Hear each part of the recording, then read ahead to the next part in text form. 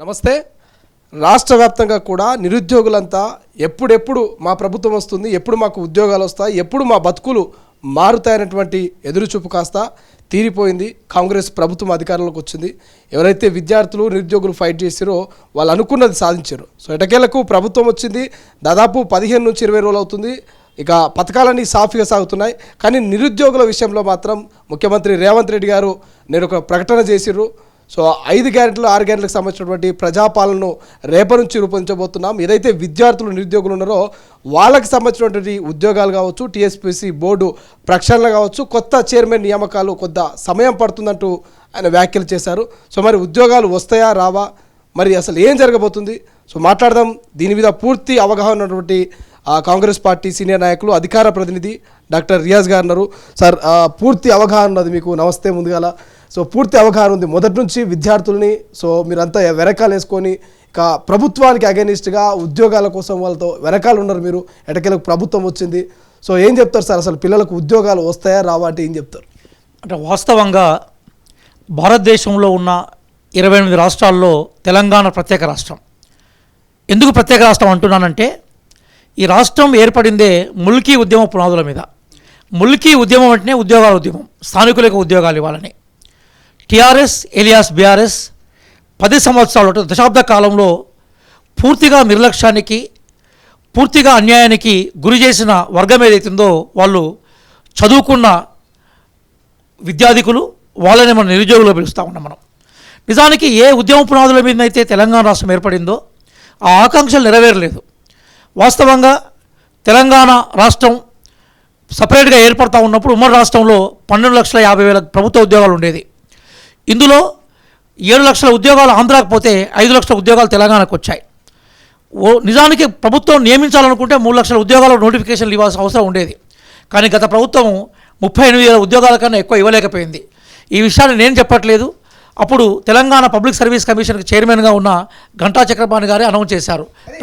మొన్నటిదాకా చూసుకున్నట్టయితే గత పాలకులంతా చెప్తా ఉన్నారు, కేటీఆర్ కావచ్చు లేకపోతే కేసీఆర్ గారు కూడా దాదాపు 1,30,40,000 ఉద్యోగాల దాకా మేము భర్తీ చేసినాం గడిచిన 10 ఏళ్ళ అన్నటువంటి ఒక స్టేట్మెంట్ ప్రజలకు తీసుకుపోయారు. వాస్తవం అంటారు అది? అంటే చాలాసార్లు మేము ఛాలెంజ్ చేశాం. ఉద్యోగాల భర్తీకి సంబంధించిన విషయాల మీద, విధానాల మీద గన్ పార్క్ దగ్గర అమరవీరుల స్తూపం దగ్గర సాక్షిగా చర్చ చేద్దాం రమ్మంటే ఎప్పుడూ రాలేదు. వాళ్ళు కొన్ని డిపార్ట్మెంట్లో కాంట్రాక్ట్ ఎంప్లాయీస్ని రెగ్యులర్ చేసి వాళ్ళ ఖాతాలో వేసుకున్నారు. కొన్నిట్లో కాంట్రాక్ట్ ఉద్యోగులను కంటిన్యూ చేశారు, అది వాళ్ళ ఖాతాలో వేసుకున్నారు. అవుట్సోర్సింగ్ వాళ్ళని కూడా ఖాతాలో వేసుకొని వాళ్ళు చెప్పినారు. కానీ నిజాలు మనకు ఏం చెప్తా ఉన్నాయంటే ఉద్యోగాలు అనుకున్న స్థాయిలో భర్తీ కాలేదు. దీనికి నేను చెప్పే విషయం కాదు, బిస్వాల్ కమిటీ, దేనైతే పిఆర్సీ కమిటీగా అన్నామో మన పే రివిజన్ కమిటీ, అది క్లియర్గా ఈ రాష్ట్రంలో ఉద్యోగాల ఖాళీలు 1,94,000 ఖాళీలుగా ఉన్నట్టుగా పిఆర్సీ ప్రకటించింది. పోనీ ఆ 1,94,000 ఉద్యోగాలకు వాళ్ళు నోటిఫికేషన్ ఇచ్చారంటే ఇవ్వలేదు. 80,000 ఉద్యోగాలు నోటిఫికేషన్ ఇస్తామని చెప్పేసి గౌరవ మాజీ ముఖ్యమంత్రి కేసీఆర్ గారు అసెంబ్లీలో ప్రకటించారు. పోనీ 80,000 ఉద్యోగాలకు నోటిఫికేషన్ ఇచ్చారంటే ఇవ్వలేదు, 40,000 ఉద్యోగాలకు ఇచ్చారు.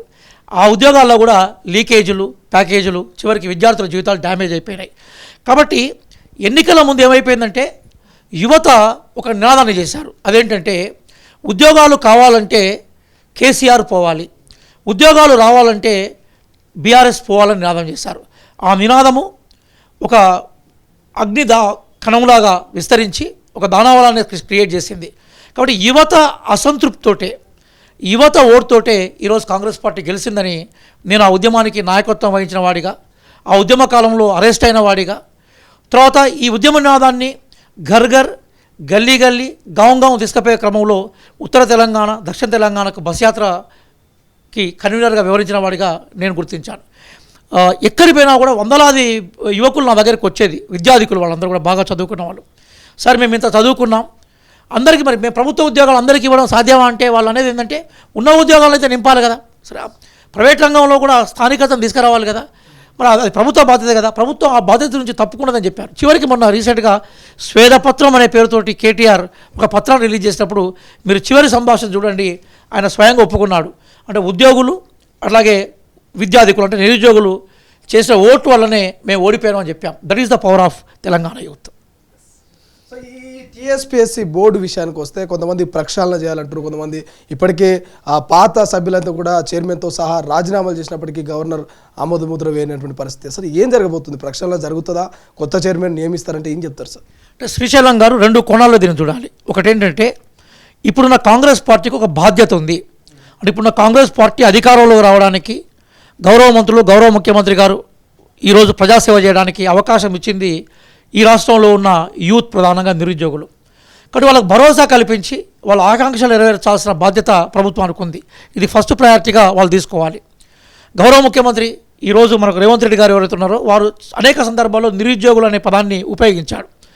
వాళ్ళ శ్రమ, వాళ్ళ ఓటు మేము అధికారంలో రావడానికి ఉందని చెప్పేసి అనేక సందర్భాల్లో చెప్పాడు. దాన్ని మనం అభినందించాలి.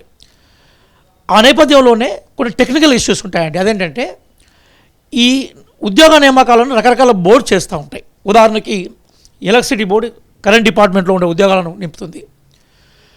అట్లాగే గురుకుల బోర్డు గురుకుల ఉద్యోగాలను నింపుతుంది.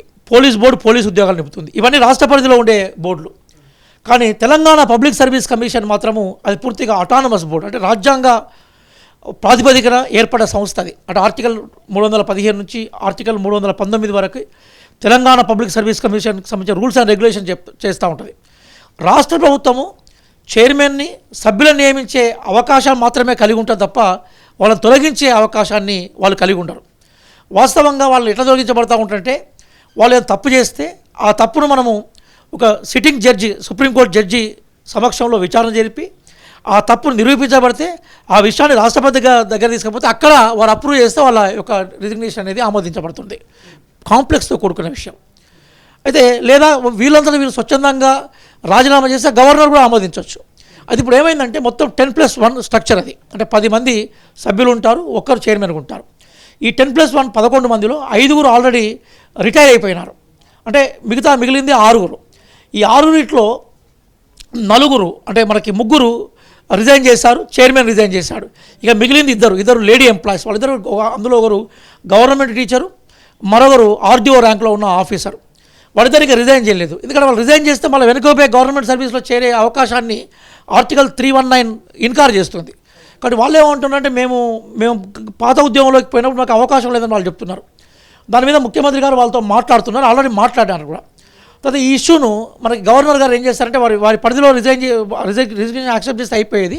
కానీ గవర్నర్ గారు వీళ్ళ మీద కొన్ని ఆరోపణలు ఉన్నాయి కాబట్టి దాన్ని వాళ్ళు ఏం చేస్తారంటే డిపార్ట్మెంట్ ఆఫ్ పర్సనల్ ట్రైనింగ్కి పంపించారు. అంటే అది బేసికల్గా సివిల్ సర్వీసెస్కి సంబంధించిన ఆఫీసర్లని ట్రైనింగ్ చేసి వాళ్ళకు నైతికతకు సంబంధించిన ఇష్యూస్ మీద, అంటే వీళ్ళు రిజిగ్నేషన్కి సంబంధించిన ఇష్యూస్ మీద క్లారిఫై చేసుకోమని.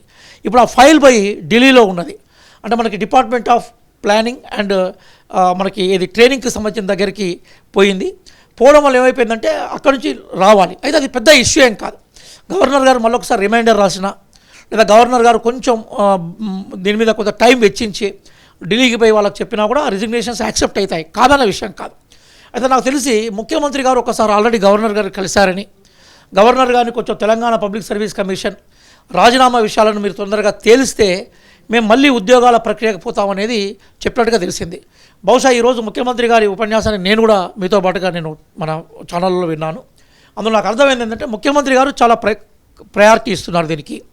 ఆయన ఒకటే అన్నాడు, 2 లక్షల ఉద్యోగాలను భర్తీ చేస్తాం. నిజానికి ఒక జాబ్ క్యాలెండర్ రిలీజ్ చేస్తాం మేము. కాంగ్రెస్ పార్టీ మేనిఫెస్టో ఏదైతుందో ఆ మేనిఫెస్టోలో జాబ్ క్యాలెండర్ రిలీజ్ చేస్తాం. నేను కూడా మేనిఫెస్టో కమిటీ మెంబర్నే. ఆ జాబ్ క్యాలెండర్ చేస్తున్నప్పుడు నేను, ప్రొఫెసర్ జానయ్య గారు, వారి పెద్దలు, వారితో కలిసి మేము పనిచేసిన నేపథ్యం మాకుంది. దుద్దిల శ్రీధర్బాబు గారు దానికి చైర్మన్గా ఉండేది. ఆ టైంలో ప్రతి 2 నెలలకు ఒక జాబ్ అని చేసుకుంటూ పోయినాం. ఇవన్నీ చేస్తే 1 ఇయర్లోనే దాదాపుగా ఎక్కువ సంఖ్యలో ఉద్యోగాలు నింపడానికి అవకాశం ఉన్నది. కాబట్టి ఆ దిశగా ప్రయాణం చేయాలనుకున్నప్పుడు Telangana public service commission chairman రాజీనామా ఆమోదం కావాలి, కొత్త చైర్మన్ రావాలి, కొత్త సభ్యులు రావాలి. అయితే ఇప్పుడు నిరుద్యోగులకు ఒక ఆందోళన ఉంటుంది. మరి అంతా జరిగే పని ఇది జరగడానికి చాలా కాలం అవుతుంది. ఇప్పటికే మేము 10 ఏళ్ల నుంచి ఎండమావుల్లాగా, ఎదురు చూపుల్లాగా మా జీవితాలే మా సంక్షోభం పెనం మీదకి వెళ్ళి పొయలబడ్డట్టు అయింది మాది. మళ్ళీ ఈ ప్రాసంత అయిపోయేసరికి మా జీవితాలు ఏంటి, మా పరిస్థితి ఏంటని ఆందోళన ఉన్నది. నేను మీ ద్వారా, ఎందుకంటే మీది వెరీ పాపులర్ ఛానల్, తర్వాత ఒక విశ్వసనీయత ఉన్న ఛానల్, చాలామంది చూస్తారు, ఎందుకంటే యూత్కు అటాచ్ అయిన వాయిస్ మీరు తీసుకుంటారు. అయితే ఆ నేపథ్యంలో నేను యువతకు విజ్ఞప్తి చేసేది ఏంటంటే ముఖ్యమంత్రి గారి చిత్తశుద్ధిని మీరు దయచేసి విశ్వసించండి. అంటే వాళ్ళు చాలా క్లియర్ చెప్తున్నారు, నేను ఎక్కడ కాలయాపన చేయలేదు. తెలంగాణ అధికారంలోకి వచ్చిన తర్వాత ఫస్ట్ సమీక్ష ఎలక్ట్రిసిటీ మీద జరిగింది, 2వ సమీక్ష నిరుద్యోగుల మీద జరిగింది, 3వ సమీక్ష ధరణి మీద జరిగింది. అంటే చాలా సీరియస్గా ఉన్నట్టే కదా. హామీ ఇచ్చాడు, అంటే టెక్నికల్ ఇష్యూస్ను ప్రజలకు చెప్పాడు. ఆయన హిడెన్ చేయలేదు, దాయలేదు. అంటే తెలంగాణ పబ్లిక్ సర్వీస్ కమిషన్కి చైర్మన్ నియమించబడకుండా సభ్యులు నియమించబడకుండా, చైర్మన్ ఆమోదం లేకుండా పరీక్షల ఫలితాలు ఇవ్వడం కానీ, పరీక్షలు నిర్వహించడం కానీ, అట్లాగే పరీక్షలను కంటిన్యూ చేయడం కానీ సాధ్యం కాదన్న విషయాన్ని ఆయన చెప్పాడు. అంటే ఉన్న విషయాన్ని ఉన్నంగా చెప్పాడు. అట్లాగే గవర్నర్ కలిసే ప్రయత్నాన్ని మరొకసారి ముఖ్యమంత్రి గారు చొరవ తీసుకుంటే మంచిగా ఉంటుంది అనేది ఒక ఇక్కడ ఉద్యమకారుడిగా, అలాగే అనేక సంవత్సరాల నుంచి ఒక బోధకుడిగా, ఒక టీచర్గా నేను ముఖ్యమంత్రి గారిని అభ్యర్థిస్తున్నాను. అలాగే గవర్నర్ గారు కూడా నేను అభ్యర్థిస్తున్నాను, మీరు తొందరగా ఈ విషయం తేలిస్తే లక్షలాది మంది వాళ్ళ అవకాశాల కోసం చూస్తున్నారు. ఎందుకోసమంటే సామాన్య ప్రజలకి, ప్రధానంగా గ్రామీణ ప్రాంతాల్లో ఉండే విద్యార్థులకి గవర్నమెంట్ ఉద్యోగం అనేది ఒక సామాజిక ఆర్థిక మార్పు కదా. తన జీవితం యొక్క విలువనే మారిపోతుంది. సామాన్యమైన వాళ్ళు మెరిట్ తోటి చదువుకొని తన జీవితాలను మార్చుకోవాలనుకుంటారు. దానికి ప్రభుత్వ ఉద్యోగం తప్ప వేరే మార్గం ఉండదు. కానీ తొందరగా దీని మీద చర్య తీసుకుంటే ఏమైందంటే వాళ్ళకి నమ్మకం ఉంటుంది. కానీ ప్రభుత్వం ఆ దిశగా పోతే బాగుంటుంది అనేది నేను అభిప్రాయపడుతున్నాను. కేవలం టీఎస్పీఎస్సీ బోర్డుకు సంబంధించి దాని పరిధిలో ఉన్నటువంటి ఉద్యోగాలు మినహా ఇతర ఏదైనా ఉద్యోగాలు నియమించే అవకాశం ఉంటుందా? అంటే దానికి సంబంధించినటువంటి ఉత్తర్వులు జారీ చేసే అవకాశం ఉంటుందా? ఎస్, యూఆర్ మంచి ప్రశ్న అడిగారు మీరు. వాస్తవంగా ఒక తెలంగాణ పబ్లిక్ సర్వీస్ కమిషన్కి సంబంధించిన ఇష్యూస్ మీదే గవర్నమెంట్ చైర్మన్ దాని సభ్యులు నియమించేదాకా వెయిట్ చేయాల్సిన అవసరం ఉంటుంది. ఎందుకంటే అది రాజ్యాంగబద్ధమైన అంశం, అది న్యాయబద్ధమైన అంశం. కానీ ఈరోజు డిఎస్సి నోటిఫికేషన్ ఇవ్వడానికి గవర్నమెంట్ దగ్గర ఎట్లాంటి ఆటంకాలు లేవు. అంటే ఇప్పుడు గతంలో ఇచ్చిన నోటిఫికేషన్ సరిగా లేదు, దాన్ని మెగా డిఎస్సి చేయాలని వాళ్ళు కోరారు. అంటే కాంగ్రెస్ పార్టీ మేనిఫెస్టో కూడా మెగా డిఎస్సిని వాగ్దానం చేసింది. కాబట్టి ఈరోజు మెగా డిఎస్సిని ఇవ్వాల్సిన బాధ్యత ప్రభుత్వం మీద ఉంది. ప్రభుత్వం ఆ దిశగా ఆలోచించాలని మనం కోరుకుందాం. అట్లా ఆలోచించేట్టు కూడా మనకు కనబడుతుంది. అలాగే గురుకుల్ బోర్డు ఉంది, అదే సపరేట్ బోర్డు. దానికి ఇప్పుడు తెలంగాణ పబ్లిక్ సర్వీస్ కమిషన్కి సంబంధం లేదు. గురుకుల్ ఎగ్జామ్స్ అయి ఉన్నాయి, JL exams, TGT, PGT, library exams. The result ఇమీడియట్గా ఇవ్వచ్చు. అయితే పోలీస్ విషయానికి వచ్చినప్పుడు ఏంటంటే పోలీస్ ఇష్యూస్లో ఒక 3-4 టెక్నికల్ ప్రాబ్లమ్స్ ఉన్నాయి. ఒకటి ఏంటంటే ట్రాన్స్లేషన్కి సంబంధించిన ఇష్యూస్లో ఒక 4 ప్రశ్నలకు సంబంధించిన ట్రాన్స్లేషన్ సరిగా జరగలేదని అభ్యర్థుల ఆరోపణ. కోర్టులో నిన్న విచారణ జరిగింది. మళ్ళీ నెక్స్ట్ మనకు జనవరిలో మళ్ళీ మొదటి వారంలో మళ్ళీ విచారణకి జడ్జి గారు ఆదేశించారు. అంటే దాని విచారణకు సంబంధించిన డేట్ ఫిక్స్ చేశారు.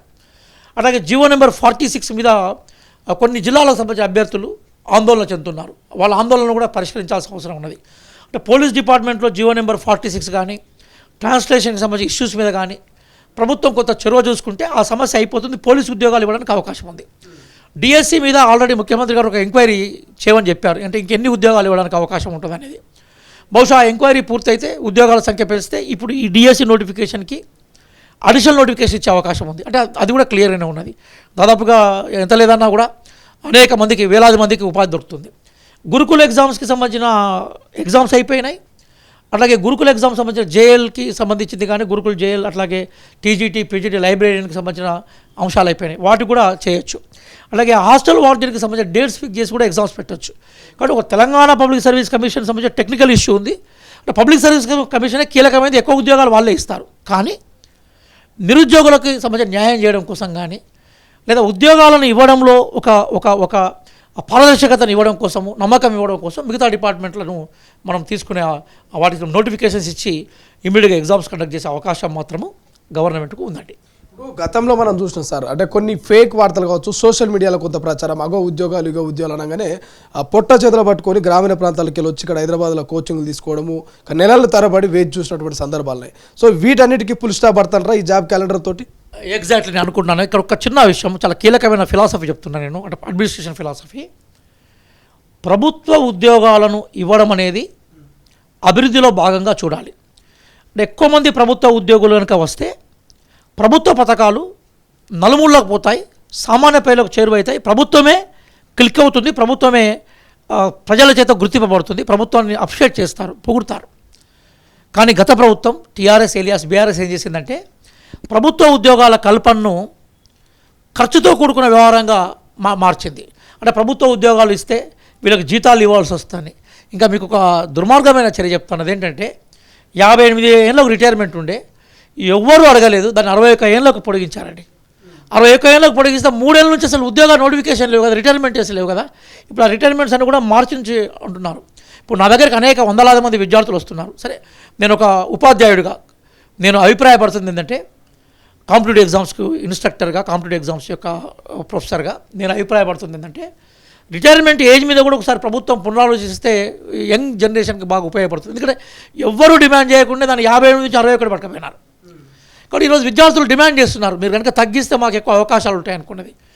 దాని మీద కూడా ఆలోచిస్తే మంచిగా ఉంటుంది. ఒక విషయం మాత్రం చెప్తున్నాను, ఇప్పుడు ఈ జాబ్ క్యాలెండర్ ఏదైతుందో ఈ జాబ్ క్యాలెండరు బేసికల్గా ఇప్పుడు నా దగ్గర ఇది కాంగ్రెస్ పార్టీ మేనిఫెస్టో ఉన్నది. ఈ మేనిఫెస్టో రాసిన వ్యక్తుల్లో నేను కూడా ఒకరిని, నా పేరు కూడా ఈ మేనిఫెస్టో కమిటీలో ఉంది. ఇందులో చివరిగా ఒక 2 పేజీలను ఇక్కడ మేము బేసికల్గా తీసామండి. అంటే ప్రతి 2 నెలలు గ్యాప్ తోటి చాలా క్లియర్గా ఇప్పుడు మేము గ్రూప్ 1 నియామకాలు అన్నాం. మనం 1/2/2024 అంటే ఫిబ్రవరి 1 వేయాలనుకున్నాం. గ్రూప్ 2 2 నెలల తర్వాత ఏప్రిల్లో వేయాలనుకున్నాం. గ్రూప్ 3 గ్రూప్ 4 నెక్స్ట్ జూన్లో వేయాలనుకున్నాం, 2 నెలల గ్యాప్ తీసుకొని. అట్లా అన్ని ఉద్యోగాలకు సంబంధించినది ఇచ్చి 1 ఇయర్ క్యాలెండర్ ఇచ్చాం. అంటే డిసెంబర్ 9, 2024 వరకు మొత్తం ఉద్యోగాలు ఖాళీగా ఉన్న ఉద్యోగాలన్నింటినీ నింపేసిన తర్వాత ఏం చేస్తాం, 2025 నుంచి ఇవన్నీ డీటెయిల్స్ ఉన్నాయి, గుర్తుపెట్టుకోండి. ఇవన్నీ నేను నోటికి వస్తూ చెప్పడం కాదు. మేనిఫెస్టో అంటే ఇది మాకు బేసికల్గా దిక్సూచి లాంటిది. దీని ఆధారంగానే మేము పరిపాలన చేయాలి. కాబట్టి మేమేమంటున్నామంటే ఈ మొత్తం ఖాళీ ఉన్న ఉద్యోగాలను నింపితే 2025 నుంచి ఏం చేసే అవకాశం ఉంటుందంటే ఇయర్ వైజ్ అంటే మనకి వార్షిక ఖాళీల ఆధారంగా వార్షిక నోటిఫికేషన్ ఇచ్చి వార్షిక నియామకాలు చేసే అవకాశం ఉంటుంది. అంటే మనకు year wise calendar, year wise identification of the basic vacancies, year wise recruitment. అది చేస్తే 2028 వరకు దాదాపుగా ఈ రాష్ట్రంలో ఎప్పుడు ఖాళీలు అవుతూ ఉంటే అట్లా ఉద్యోగాలు ఇచ్చే అవకాశం. అట్లా ఆ ప్రయత్నాన్ని భారతదేశంలో 1-2 రాష్ట్రాలు చేస్తున్నాయి. అది కనుక మనం అడాప్ట్ చేసుకుంటే తెలంగాణలో అంటే ఏ ఆకాంక్షలకు అనుగుణంగా, ఏ ముల్కీ ఉద్యమ పునాదులకు ఆధారంగా ఈ రాష్ట్రం ఏర్పడిందో, ఏ యువత ప్రాణత్యాగాలు, ఏ యువత ఆశలు ఆకాంక్షలు, ఏ యువత యొక్క త్యాగాలు, ఏ యువత యొక్క ఆత్మార్పణల ఆధారంగా ఈ రాష్ట్రం ఏర్పడిందో వాళ్ళకి న్యాయం చేసే అవకాశం ఉంటుంది. కాబట్టి కాంగ్రెస్ పార్టీ ఆ దిశగా పోతుందనడానికి ఈరోజు సీఎం గారి ప్రకటన నిదర్శనంగా ఉంది. కాబట్టి యువతి యువకులు కొంచెం ఓపికతో ఉండండి. ఎందుకంటే మనం ఏదైతే పారదర్శకంగా ఎగ్జామ్ జరగాలనుకున్నాం, 10 ఏళ్ళ నుంచి నిరుద్యోగం తాండవిస్తున్నది. ఈరోజు గణాంకాలు అంటే నేను ఇది నా సొంత కవిత్వం కాదు, భారతదేశంలో అత్యధిక నిరుద్యోగం ఉన్న రాష్ట్రం ఏదైతుందో అది తెలంగాణ.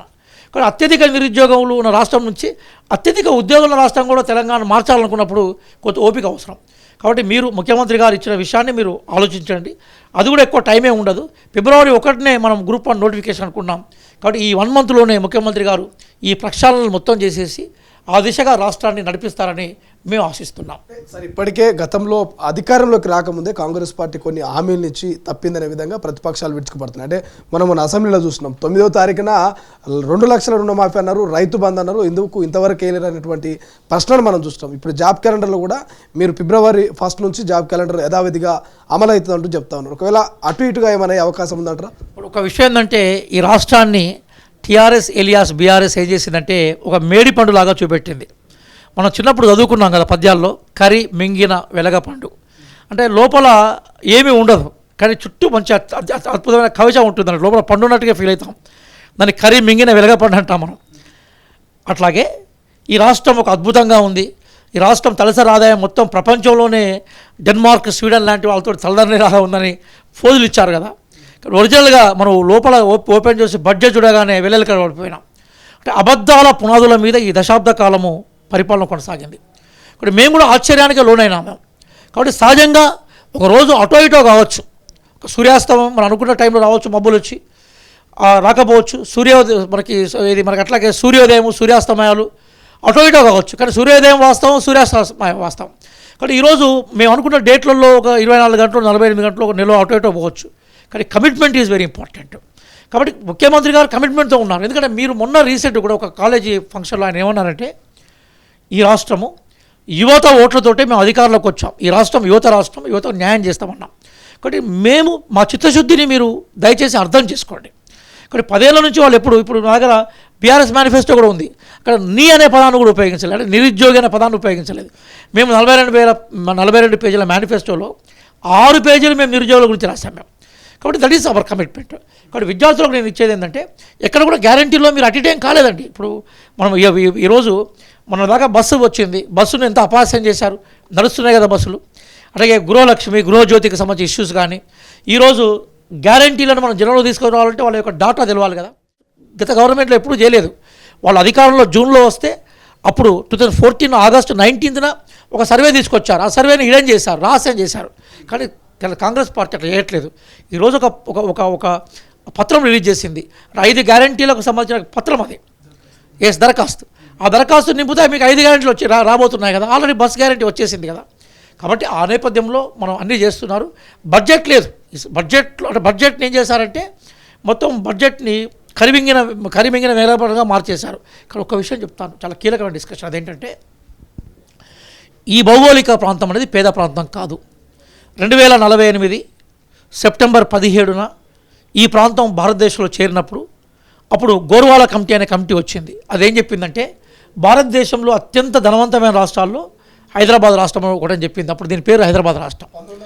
48 నుంచి 56 మధ్యన గోర్వాల కమిటీ ఇచ్చిన రిపోర్ట్లో ఈ ధనవంతమైన ప్రాంతం అని చెప్పింది. 2014 జూన్ 2న ఈ రాష్ట్రం ఏర్పడుతున్నప్పుడు కూడా ఇది మిగులు రాష్ట్రంగా ఏర్పడింది. కాబట్టి ఈ ప్రాంతానికి సౌభాగ్యం ఉంది, ఈ ప్రాంతానికి అభివృద్ధి చెందే గుణం ఉంది, ఈ ప్రాంతానికి అభివృద్ధి చెందిన వనరులు ఉన్నాయి. కాబట్టి ఈరోజు 10 ఏళ్ళు మీరు దోపిడీకి లేదా ప్రయారిటీ లేని విషయాల మీద మీరు ఖర్చు పెట్టవచ్చు. కానీ మళ్ళీ ఏ పూర్వపరాల మీద, ఏ సౌభాగ్య సౌదాల మీద ఈ రాష్ట్రం నిలబడిందో దాన్ని మళ్ళీ నిలబెట్టుకోవడం అన్న నమ్మకం మాకుంది. దానికి కావాల్సింది మేజర్గా commitment, honesty and action plan. ఈ 3 ఈ ప్రభుత్వానికి ఉన్నాయనేది మా విశ్వాసం. ఎట్లా చూసుకోవచ్చు సార్, గత 10 ఏళ్ల నుంచి కొత్త రేషన్ కార్డుల ఇష్యూ లేదు, కానీ సోషల్ మీడియాలో మాత్రం కాంగ్రెస్ పార్టీకి సంబంధించి ఒక వార్త చక్కర్లు కొడుతుంది. రేషన్ కార్డు ఉన్న వాళ్ళకే రైతు బంధు, రేషన్ కార్డు ఉన్న వాళ్ళకే ఇప్పుడు వస్తున్నటువంటి 6 గ్యారెంటీలు అనేటువంటి ఒక రకమైన ప్రచారం నడుస్తుంది. సో ఏం చెప్తారు, రేషన్ కార్డుకు వీటికి ఏమైనా సంబంధం ఉందా? ఒక్క విషయం మిమ్మల్ని అడుగుతున్నాను, అంటే కొన్ని న్యాయంగా మీరు జర్నలిస్టు, బాగా చదువుకున్న వాళ్ళు, సమాజం పట్ల అవగాహన ఉన్నవాళ్ళు ఒకటే అడుగుతున్నాం మిమ్మల్ని. ఎన్నడూ బురదలో దిగనివాడు, తన భూ సరిహద్దులు ఎక్కడున్నాయో తెలియనివాడు, వర్షం పడితే గొర్రుగొట్టాలా నాగలు దున్నాలా తెలియనోడు, అసలు ఎంత భూమి ఉందో ఐడియా లేనివాడు, బంజరు భూములని బీడు భూములను కూడా వ్యవసాయ భూములుగా చూపెట్టినోడికి సాయం చేసే అవసరం ఉన్నదా? అమెరికాలో కూర్చొని లేదా ఇంకేదో కంట్రీలో కూర్చొని వందలాది ఎకరాలను ఇక్కడ కొనుక్కొని ఫామ్ హౌజులు కట్టుకొని ఎంజాయ్ చేసేవాడికి నిజంగా సౌకర్యాలు ఇవ్వాల్సిన అవసరం ఉన్నదా? మనం ఆ కోణాన్ని కూడా చూడాలి కదా. ఎందుకంటే కాంగ్రెస్ పార్టీ అనేది నెహ్రూయన్ సోషలిస్ట్ ఐడియాలజీ మీద బిల్డప్ అయిన పార్టీ. ఇది నెహ్రూయన్ సోషలిజమే ఈ పార్టీకి పునాది. కాబట్టి సామాన్యులకు న్యాయం చేయాలనేది మా నెహ్రూయన్ సోషలిస్ట్ ఐడియాలజీ మాకు చెప్తుంది. భారత రాజ్యాంగ ప్రవేశికే మా ఐడియాలజీ. నేను అడుగుతున్నది ఏంటంటే ఈరోజు బీఆర్ఎస్ కింద పునాదులు కదిలిపోయినాయి. ఇప్పుడు మీలాంటి ఛానల్స్ న్యూట్రాలిటీని మెయింటైన్ చేస్తున్నాయి, కానీ కొంతమందిని ఛానల్స్ని వాళ్ళు ఏం చేస్తారు, ఎలక్షన్స్ ముందు ఎంటర్టైన్మెంట్ ఛానల్స్ కూడా తమ ఛానల్స్గా మార్చుకున్నారు. చాలా ఆశ్చర్యమైన విషయం, ఎంటర్టైన్మెంట్ ఛానల్స్లో సబ్స్క్రైబర్స్ కూడా వీళ్ళు సందేశం ఇవ్వడం మొదలుపెట్టారు. కానీ ఎలక్షన్ రిజల్ట్ సడన్గా ఏమైపోయిందంటే వాళ్ళ కింద భూకంపాన్ని సృష్టించింది. ఎప్పుడు కానీ ప్రజల్ని మనము కన్ఫ్యూజన్ చేయొద్దు, మీడియా కన్ఫ్యూజన్ చేయొద్దు, క్వశ్చన్ చేయాలి, క్లారిటీ ఇవ్వాలి. క్వశ్చన్ చేసే హక్కు మీడియాకు లేనప్పుడు అసలు ప్రజాస్వామ్యానికి అర్థం లేదు. కానీ ఈరోజు ఏం చేశారంటే ఈ బీఆర్ఎస్కి సంబంధించిన మీడియా లేకపోతే బీజేపీకి సంబంధించిన సోషల్ మీడియా ప్రధానంగా వాళ్ళు అందులో ఆరుతేరు ఉన్నారు. కాబట్టి కాంగ్రెస్ వచ్చి ఇంకా 20 రోజులు కాలే కదా, ఇప్పుడే ఏదో అయినట్టుగా మనం చూస్తూ ఉన్నాం. ఇదే చర్చ 2 సంవత్సరాల తర్వాత చేద్దాం, మనం ఇదే రూమ్లో మీరు నేను కలిసి చేద్దాం. మీరే దీని ఫలాలు ఎంత అద్భుతంగా ఉన్నాయని మనం చెప్తూ ఉంటాం. మనం బస్సును అపహాస్యం చేశారు కదా, ఆడవాళ్ళ మీద విమర్శలు చేశారు కదా, ఆడవాళ్ళు ఇంట్లో నుంచి బయటకు వస్తే ఉత్పాదనలోకి వస్తారు కదా, ఆకాశంలో సగం మీరు సగం మేము, అనంత కోటి నక్షత్రాల్లో సగం మీరు సగం మేము అన్నప్పుడు అభివృద్ధిలో కూడా వాళ్ళు సగభాగం ఇవ్వాలి కదా. అపహాస్యం చేసిన ఫలితాలు రేపు వాళ్ళు జీడిపి ఎదుగుదలలో వాళ్ళ పాత్ర ఉన్నప్పుడు ఈ మనకి ఏంటంటే మనకి వెక్కిరించిన నొసల్లే రేపు నోటితో నవ్వే అవకాశాలు ఉంటాయి. మనం ఆచరణలో చూడబోతున్నాం. మనం ఏం చెప్తారు, 20 రోజుల పాటు ఎటువంటి మంత్రిగా కూడా అనుభవం లేనటువంటి రేవంత్ రెడ్డి గారు ఏకంగా ముఖ్యమంత్రి సీట్లో కూర్చున్నారు. పీసీసీ అధ్యక్షుడు అయిన తర్వాత ఒక రకంగా కాంగ్రెస్ పార్టీని గాడిలో పెట్టిరని చెప్పుకోవచ్చు. ఈ 20 రోజుల పరిపాలన మీకేమనిపించింది రేవంత్ రెడ్డి గారు? ఇప్పుడు మీరు ఒరిస్సా ముఖ్యమంత్రి గురించి మనం చాలాసార్లు మాట్లాడుతుంటాం, నవీన్ పట్నాయక్ గారు. ఆయన ముఖ్యమంత్రి కావడానికి ముందు ఆయనకి ఏమీ మంత్రివర్గుడు కాదు, ఎమ్మెల్యే కూడా కాదు, ఇంకా వీరికన్నా కొంత పొలిటికల్ అనుభవం ఉన్నది. అలాగే ఎన్టీ రామారావు గురించి మనం చాలాసార్లు చెప్తూ ఉంటాం. మనం వారు కూడా ముఖ్యమంత్రి కాకుండా దాని ముందు ఆయన ఎమ్మెల్యే కాదు, ఏం కాదు. ఇట్లా ప్రపంచంలో చాలా ఎగ్జాంపుల్ చెప్పగలుగుతాను. ఒకటి, సమాజం పట్ల అవగాహన ఉండడం, సమాజానికి సేవ చేయడం, సేవనే ప్రేమగా మార్చుకొని ఆ గుణాన్ని సంతరించుకోవడం. 3వది నిబద్ధత. ఈ 3 రేవంత్ రెడ్డి గారిలో ఉన్నాయి. కాబట్టి ఆయన ఈ 3 లక్షణాలతోటి ఆయన అంతకుముందు జడ్పీటీసీ స్థాయి నుంచి వచ్చాడు, ఇక్కడ ఈ భూమిపుత్రుడు, సన్ ఆఫ్ ది సాయిల్. కాబట్టి ఖచ్చితంగా ఈ ఇష్యూస్ మీద ఆయనకు అవగాహన ఉన్నది. అట్లాగే ఆయనకు రాజకీయంగా ఎమ్మెల్యేగా చాలా సందర్భాల్లో అసెంబ్లీలో కూడా చూశాడు, మంచి చూశాడు, చెడు చూశాడు. కాబట్టి మంచి వాళ్ళు అనుకున్నాడు, చెడు వదిలిపెట్టాలనుకున్నాడు. మీకు ఎగ్జాంపుల్ చెప్పినా కదా, ఎవరెవరు ముఖ్యమంత్రులు సక్సెస్ఫుల్గా ఇప్పటికీ నవీన్ పట్నాయక్ గారు కొనసాగుతున్నారు కదా, ఇప్పటికీ ఎన్టీ రామారావు గురించి మనం ఘనంగా చర్చిస్తుంటాం కదా మనం. కాబట్టి అవి పెద్దగా అడ్డుంటాయని అనుకోను. అందుకోసం బేసికల్గా నిబద్ధతే మనకు గీట్రాయి, ఆ నిబద్ధత అనే గీట్రాయిని ఆయన ముట్టుకున్నాడు. అదే ఆయన సక్సెస్. ఒక అధికార ప్రతినిధిగా ఇప్పటికే మేనిఫెస్టోలో కూడా కొన్ని మీరు అంశాలని మీరు వాళ్ళకి అందించినటువంటి సందర్భంగా సో కొన్ని ప్రతిపక్షాల నేతలు కొంతమంది ఎమ్మెల్యేలు ఎడ్డూరం చేస్తూ ఉన్నారు. కాంగ్రెస్ ప్రభుత్వం కూలిపోతుంది, అది 3 నెలల 6 నెలల పక్కన పెడితే కూలిపోవడం ఖాయమన్నటువంటి వ్యాఖ్యలు చూసారు. ఏం చెప్పదలుచుకున్నటువంటి వారు? నిజంగా ఆ వ్యాఖ్యల్ని ఎంత దుర్మార్గమైన వ్యాఖ్యలు. ప్రజలు ఎన్నుకున్న ప్రభుత్వం కదా. మన ఎలక్షన్స్లో బీఆర్ఎస్ ఎలియాస్ టీఆర్ఎస్కి 37% ఓట్లు వచ్చినాయి. అంటే మిగతా నీకు 63% ప్రజలు నిన్ను వ్యతిరేకం చేసినట్టే కదా. అంటే నేను 63% ప్రజలు వ్యతిరేకించారని నువ్వు అధికారం కోల్పోవాల్సిందే కదా. కాబట్టి కొత్త పార్టీ అధికారంలోకి వచ్చింది కదా. వచ్చినప్పుడు వాళ్ళు ఏం చేస్తారో చూడు. నువ్వు నీకు నచ్చని చోట్ల విమర్శలు చేయి, విమర్శించే హక్కు కూడా నీకు ప్రజాస్వామ్యం ఇచ్చింది కదా. అట్లా కాకుండా వాళ్ళు కూలిపోతారు, వాళ్ళు పేలిపోతారు అని చెప్పేసి శాపనార్థాలు పెడుతున్నారు. ఒక్క విషయం గుర్తుపెట్టుకోండి, పిల్లి శాపనార్థాలకు ఉట్టి తెగి కింద పడదు. మన తెలంగాణలో సామెత ఉంటుంది, మనం పెరుగును గిరుగును పిల్లి దగ్గర నుంచి మనం సేవ్ చేసుకోవాలని మన వాళ్ళు ఉట్టి మీద పెడతారు. పిల్లికి అది అందదు, కింద నుంచి శాపనార్థాలు పెడతా ఉంటుంది, కింద పడాలని చెప్పేసి. పిల్లి శాపనార్థాలు పెడితే ఉట్టి మీదకి వెళ్ళి పెరుగు కింద పడతా. కాబట్టి వీళ్ళు ఎన్ని అరిచినా గొగ్గోలు పెట్టినా ఆగమాగమైనా కూడా వీళ్ళు సక్సెస్ అయ్యే అవకాశం లేదు. ప్రజలు మాకు తీర్పు ఇచ్చారు కదా, మ్యాండేటరీ ఇచ్చారు మాకు. కాబట్టి కాంగ్రెస్ పార్టీలో గెలిచిన ఎమ్మెల్యేలు చాలా స్ట్రాంగ్ ఉన్నారు. ఇంకోటి వాళ్ళకు కూడా చెప్తున్నాను, ఫస్ట్ మీ ఎమ్మెల్యేలు రక్షించుకోండి. రోజు రాత్రిపూట అనేక మంది బీఆర్ఎస్ ఎమ్మెల్యేలు అంటే మోర్ దాన్ డబుల్ డిజిట్లో ముఖ్యమంత్రి గారితో, మా పార్టీ మంత్రులతోటి, ఎమ్మెల్యే గారితో టచ్లో ఉన్నారు వాళ్ళు. అంటే వాళ్ళు మేము అలా ఉండలేకపోతున్నాం అన్నారు. ఇప్పుడు మీకు చిన్న ఎగ్జాంపుల్ చెప్తాను నేను. కాంగ్రెస్లో మంత్రులందరూ మాట్లాడినారు, కవంపల్లి సత్యనారాయణ లాంటి కొత్త ఎమ్మెల్యేలు కూడా మాట్లాడినారు. బీఆర్ఎస్లో అసెంబ్లీ చర్చలు ఎవరు మాట్లాడినారండి? కేటీఆర్ లేకుంటే హరీష్. అది ఇద్దరి పార్టీ. నీకు కౌన్సిల్లో ఎవరు మాట్లాడారో? కవిత మాట్లాడింది అంతే. అది వాళ్ళ కుటుంబ పార్టీ, అది కాంగ్రెస్ పార్టీ అందరి పార్టీ. కాబట్టి స్వేచ్ఛగా మాట్లాడే పార్టీలో రావాలనుకుంటారా, లేకపోతే రిస్ట్రిక్షన్గా ఉండే పార్టీలో ఉండాలనుకుంటారా? ఇక్కడ ఆ బీఆర్ఎస్ చుట్టూ కంచె కట్టుకొని జర జాగ్రత్తగా ఉండండి. మీరు ఒకప్పుడు గోడలు కడితే ప్రజలు బ్రద్దలు కొట్టారు కదా ఇక్కడ ప్రగతి భవన్ పేరు మీద. ఇప్పుడు ఆ గోడలు ఏదో మీ పార్టీ ఎమ్మెల్యేల చుట్టూ పెట్టుకోండి. కాంగ్రెస్ పార్టీ వైపు కన్నెత్తి చూసే అవకాశం లేదు. ప్రజలు ఇచ్చిన మ్యాండేట్ని గౌరవించండి. That is the spirit of democracy. భారతదేశం ప్రపంచంలో అతిపెద్ద ప్రజాస్వామ్య దేశం కదా. ఇంతమంది ఓటర్లు లెక్కలేరు. జనాభా రీత్యా చైనా మన ఈక్వల్గా ఉన్నా చైనా అనేది ప్రజాస్వామ్య దేశం కాదు, మన ప్రజాస్వామ్య దేశం. ఓటేసే స్వేచ్ఛ మనకున్నది. అది కొంచెం గుర్తుపెట్టుకుంటే మంచిగుంటుంది అనేది నేను అభ్యర్థిస్తున్నాను. ప్రజల తీర్పును గౌరవించడం అనేది రాజకీయ పక్షాల యొక్క రాజకీయ బాధ్యత, నైతిక బాధ్యత కూడా. ఏం చెప్తారు? మరి కొద్ది నెలల్లోనే 2-3 నెలల్లోనే ఎంపీ ఎలక్షన్స్ ఉన్నాయి. సో ఎంపీ ఎలక్షన్స్కు ఎట్లా సిద్ధమవుతున్నారు? ఇప్పటికే బీజేపీ అటు బీఆర్ఎస్ మెజారిటీ ఆఫ్ సీట్లు మాయే, ఖచ్చితంగా ఈసారి కాంగ్రెస్కు బుద్ధి చెప్తామనే రీతిలో మాట్లాడుతున్నారు. మీరు ప్రిపేర్ అయ్యారా? ప్రిపేర్ అయ్యారా? ఒకటి మనం శ్రీశైలం గారు మనం వాస్తవాన్ని మాట్లాడుకుంటే మొత్తం తెలంగాణ అంతా మాతో ఉంది, గ్రామీణ తెలంగాణ అంతా. మనం అక్కడిక్కడ కొంత ఓటమి చవి చూసిన ప్రాంతము, బీఆర్ఎస్కి అడ్వాంటేజ్ అయిన ప్రాంతం హైదరాబాదే. ఇందులో ప్రధానంగా ఏమైపోతే హైదరాబాద్లో ఉండే కొన్ని సెక్షన్స్ ఆఫ్ పీపుల్ కాంగ్రెస్ గెలవది అనుకున్నారు వాళ్ళు. అంటే అట్లాంటి వాతావరణం ఇక్కడ క్రియేట్ చేశారు. మేమే గెలుస్తాం, మేమే వస్తాం, ఒకవేళ మాకు ఓట్లు లేకుంటే మీ పరిస్థితి ఇట్లయితుంది అట్లయిద్దని చెప్పారు. అందుకోసమే మేము ప్రధానంగా కొన్ని నియోజకవర్గాల్లో ప్రజలు భయపడిపోయి ఓట్లు వేయడంలో అటు ఇటు అయినారు. ఈసారి వాళ్ళకి భయం పోయింది. కాబట్టి మా గ్రామీణ ప్రాంతాల్లో ఉండే ఓటింగ్ని మేము అట్లే తీసుకుంటాం, ఎక్కడ చెక్కు చెదరదు. అదే నేపథ్యంలో ఏ వర్గాలైతే భయపడి కొంచెం భయకంపితులే కాంగ్రెస్ ఓటేస్తే వీళ్ళు పవర్లో రాకుంటే దౌర్జన్యానికి గురవుతామని భయపడ్డారో వాళ్ళు ఈసారి స్వేచ్ఛగా మాకు ఓట్లేస్తారు. కాబట్టి హైదరాబాద్ సిటీలో కూడా గణనీయమైన ఓటు శాతాన్ని మేము పెంచుకున్నాం. ఈసారి సీట్లను కూడా డైరెక్ట్గా తీసుకుంటాం. నాకు తెలిసి హైదరాబాద్ పార్లమెంటు కూడా ఇప్పటిదాకా ఏదైతే ఎంఐఎం అనే ఒక మతోన్మాదాన్ని ప్రేరేపించే ఒక రాజకీయ పార్టీ ఏదైతే ఉందో దాని కంచుకోటలు బద్దలు కొట్టే అవకాశం మాకుందని మేము భావిస్తున్నాం. సరైన అభ్యర్థి కోసం వెతుకుతున్నాం. తర్వాత ప్రజలకు ఈ 20 రోజుల పరిపాలన క్లియర్గా అర్థమైపోయింది. అంటే వాళ్ళ 10 సంవత్సరాల పరిపాలన, మా 20 రోజుల పరిపాలన కంపారిజన్ ఉంది. అప్పుడు ముఖ్యమంత్రి గారు 2018 నుంచి 2024 మధ్యన ఫామ్ హౌస్ నుంచి నాకు తెలిసి డజన్ సార్లు కూడా బయటికి రాలే ఎలక్షన్స్ క్యాంపెయిన్కు మినాయిస్తే. కానీ మా ముఖ్యమంత్రి గారు రోజు ప్రజల్లో ఉంటున్నారు, రోజు వార్తల్లో ఉంటున్నారు. మీరు ఎప్పుడైనా అంత పెద్ద సెక్రటరీ కట్టి పత్రికా రిపోర్టర్స్గా, జర్నలిస్ట్గా మీరు ఎప్పుడైనా లోపల పోయినలా? ఈరోజు మీరు లోపలికి పోయి చక్కగా స్వేచ్ఛగా ముఖ్యమంత్రి గారి యొక్క ప్రోగ్రామ్ను మీరు రికార్డ్ చేసి ప్రజలకు చెప్పారు. కాబట్టి డెమోక్రసీని కోరుకుంటున్నారు ప్రజలు. అంటే కేవలం సౌకర్యాలు సౌలభ్యాలే కాదు, స్వేచ్ఛ కూడా ఉండాలి కదా. ఇప్పుడు మనకి స్వేచ్ఛ వచ్చింది, మాట్లాడే స్వేచ్ఛ. అంతకుముందు అల్లపై నిఘా, కళ్ళపై నిఘా, ఆలోచనలపై నిఘా, అంత నిఘా ఉండేది. ఇప్పుడు స్వేచ్ఛ వచ్చింది. తెలంగాణ ప్రజలు స్వేచ్ఛ కోసం అనేక మహత్తరమైన పోరాటాలు చేశారు. మీరు తాడువాయిలో మనకి సమ్మక్క సారాలక్క ప్రోగ్రాం కానీ, మేడారం సాక్షిగా కొమరంభీం పోరాటం కానీ, తుర్రేబాజు గారి పోరాటం కానీ, అట్లాగే మనకి సర్వాయి పాపన్న గౌడ్ పోరాటం కానీ, ఇవన్నీ తెలంగాణలో స్వేచ్ఛ కోసం వచ్చిన సంకేతాలే కదా. అందుకోసం మీరు చూశారు కదా, ప్రగతి భవన్లో చుట్టూ కంచెలు తీసేస్తే, కంచెలను ధ్వంసం చేస్తే ప్రజలు లోపలిపై నృత్యాలు చేశారు. It is indicating people are seeking liberty. Now Congress is providing Liberty.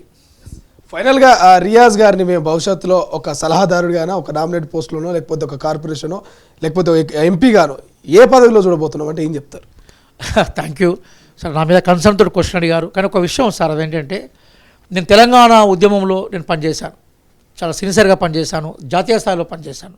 ఆకాంక్షలకు అనుగుణంగా తెలంగాణ ఏర్పడాలో అట్లా ఏర్పడలేదు కాబట్టి మళ్ళీ ఉద్యమ ఆకాంక్షలకు అనుగుణంగా ఇక్కడ పరిపాలన ఉండాలని కాంగ్రెస్ పార్టీలో రాహుల్ గాంధీ గారి సమక్షంలో జాయిన్ అయినాను. నా రోల్ అంటే ప్రధానంగా యువతను వన్ సైడ్ తీసుకురావడంలో, నిరుద్యోగులను ఒక దగ్గర తీసుకురావడంలో నా శక్తి కొద్దీ పనిచేశాను నేను. అలాగే సివిల్ సొసైటీలను ఆర్గనైజ్ చేసే ప్రయత్నం చేశాను. ఒక 2 సార్లు పోలీసులు కిడ్నాప్ చేసి నన్ను అదృశ్యం చేశారు. ఎక్కడ మీలాంటి ఛానల్స్ నన్ను ఎక్కడ అదృశ్యమైన రియాజ్ ఎక్కడని మీరు బ్రతికించారు, ప్రజాస్వామ్యంలో మళ్ళీ నన్ను తీసుకొచ్చారు. కాబట్టి నా కృషి ఏంటో పార్టీకి తెలుసు. పార్టీ నాకు ఏ బాధ్యత ఇచ్చినా కూడా తీసుకోవడానికి సిద్ధంగా ఉన్నాను, సర్వీస్ చేయడానికి సిద్ధంగా ఉన్నాను. అదే సందర్భంలో నేను ఏ ప్రజాస్వామ్య ఆకాంక్షల కోసం అయితే నేను నా జీవితాన్ని కొనసాగిస్తానో అక్కడ మాత్రం రాజీ పడే అవకాశం లేదు. నేను ఒక సామాజిక తెలంగాణను, అలాగే అందరికీ అవకాశాలున్న తెలంగాణను, అలాగే కరప్షన్ లేని తెలంగాణను కోరుకున్నాను. ఆ తెలంగాణ దిశగా ఈ ప్రభుత్వం పోతుందని నమ్మకం నాకుంది. ముఖ్యమంత్రి గారు కృషి అట్లా పోతుంది. కాబట్టి ఆ స్ట్రీమ్లో నేను పోవడానికి సిద్ధంగా ఉన్నాను. వాళ్ళు ఏదన్నా నాకు గౌరవించి నా సేవలు ఇంకా పార్టీకి కానీ ప్రభుత్వానికి కావాలనుకున్నప్పుడు వాళ్ళు నన్ను ఆదరిస్తే థ్యాంక్ చెప్తాను, సంతోషిస్తాను.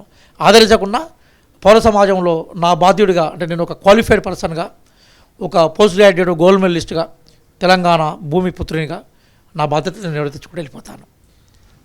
రైట్. ఇది మొత్తం మీద డాక్టర్ రియాజ్ గారు అయితే ఒక క్లారిటీ ఇచ్చారు నిరుద్యోగులందరికీ కూడా. ఖచ్చితంగా జాబ్ క్యాలెండర్ ప్రకారము ఉద్యోగాల నియామకాలు జరగబోతూ ఉన్నాయి. టీఎస్బీఎస్ అయితే బోర్డు ప్రక్షాళన కావచ్చు, కొత్త చైర్మన్ల నియామకాలు కూడా తొందరలోనే జరుగుతాయి. ఒకరోజు లేట్ అయినప్పటికీ మాత్రం ఖచ్చితంగా అందరికీ న్యాయం చేసే విధంగానే ముఖ్యమంత్రి రేవంత్ రెడ్డి గారు ఆలోచనలు చేస్తూ ఉన్నారు. భవిష్యత్తులో ఇక ప్రభుత్వం నా యొక్క సేవల్ని ఉపయోగించుకోవాలనుకున్నా, నన్ను ఆశీర్వదించాలనుకున్నా, ఎటువంటి బాధ్యతలు ఇచ్చినా స్వీకరిస్తాను, వారి యొక్క బాధ్యతలు కట్టుబడి ఉంటానటువంటి రీతిలో మనకు డాక్టర్ రియాజ్ గారు చెప్తున్నారు. చూద్దాం మరి రాష్ట్ర ప్రభుత్వము ఏర్పడి 20 రోజులు అవుతుంది. సో మరి ఎటువంటి నిర్ణయాలు తీసుకోబోతుంది, నిరుద్యోగుల పాత్ర నిజంగా గణనీయమైనది ఎందుకంటే ప్రభుత్వం ఏర్పాటులో. సో మరి నిరుద్యోగులను ఎట్లా సాటిస్ఫై చేయబోతుంది అనేది మరికొద్ది రోజులు ఆగాల్సిందే. కెమెరా పర్సన్ సతీష్తో శ్రీశైలం, తొలి వెలుగు, హైదరాబాద్.